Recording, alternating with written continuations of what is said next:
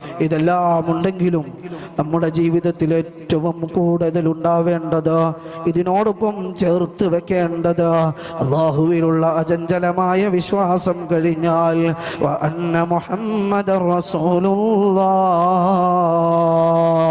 അല്ലാഹുവിൻ്റെ തിരുദൂതർ സല്ലല്ലാഹു അലൈഹി വസല്ലമ തങ്ങളോടുള്ള മഹബ്ബത്താണ്, അവിടുത്തോടുള്ള സ്നേഹമാണ്. അവിടുന്ന് പറഞ്ഞില്ലേ, ഇങ്ങനെയുള്ള ഹിദായത്തും സ്വർഗവും നരകവും എല്ലാം നമുക്ക് പരിചയപ്പെടുത്തി. അവിടുന്ന് ചോദിച്ചതൊന്ന് മാത്രമാണ്, ഇല്ല നമ്മളോട് ചോദിച്ചിട്ടില്ല.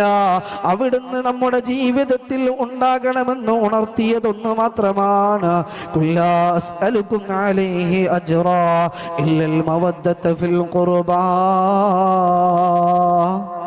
മുത്തുനബിൻ്റെ അടുത്ത കുടുംബക്കാരിലുള്ള സ്നേഹം, അതാണ്.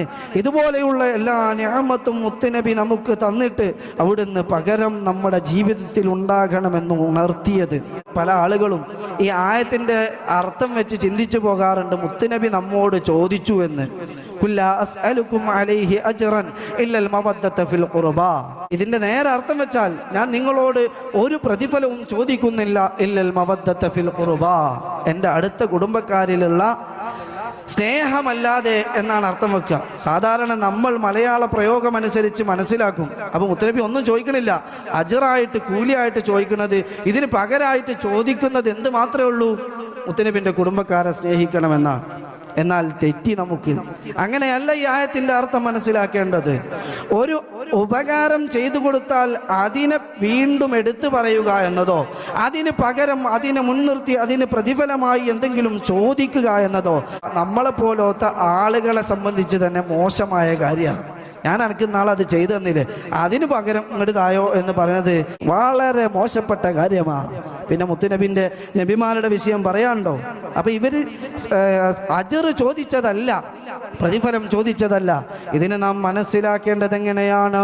മുത്തുനബി ഇത്രത്തോളം അധ്വാനിച്ചിട്ട് ഈ ഭൂമി ലോകത്ത് നമുക്ക് ഈ സൗകര്യങ്ങളെല്ലാം വെച്ച് തന്നിട്ട് മുത്തുനബി തങ്ങൾ പറഞ്ഞ് നമ്മൾ ഉണർത്തുന്നത് എന്താണ്?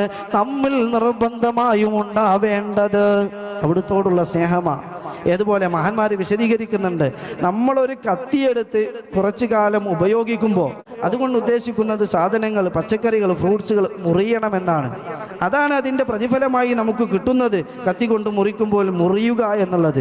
എന്നാൽ ആ കത്തിയിലുണ്ടാകുന്ന പാടുകളും കത്തിക്ക് വരുന്ന തേയ്മാനമൊക്കെ അതൊരിക്കലും കൂലിയല്ല.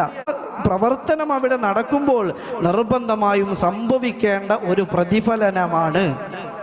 അതുപോലെയാണ് മുത്തുനബി നമുക്ക് ഈ സൗകര്യങ്ങളും നിഅമത്തുകളും